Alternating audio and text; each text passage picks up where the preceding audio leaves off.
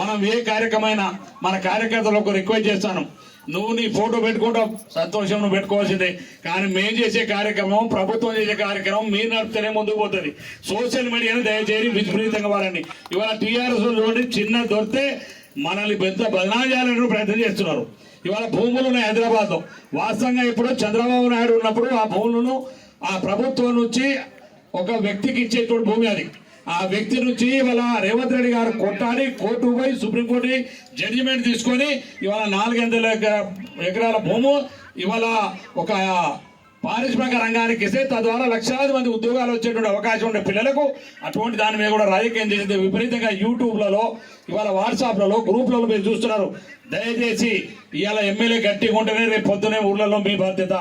ఇవాళ నేను గట్టిగా ఉంటేనే ఆడ రేవంత్ రెడ్డి గట్టిగా ఉంటాడు, రేవంత్ రెడ్డి గట్టిగా ఉంటేనే పార్టీ గట్టిగా ఉంటుంది. 10 సంవత్సరాలు అనుభవించే మీకు చాలు. మీరు ఎందుకు కక్షలు నిర్మించారో మీకు తెలుసు.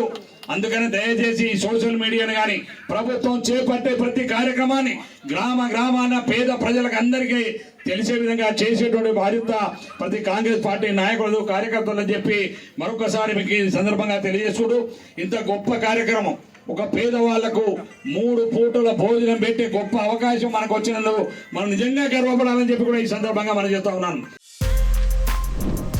For more videos like this, subscribe Big TV channel.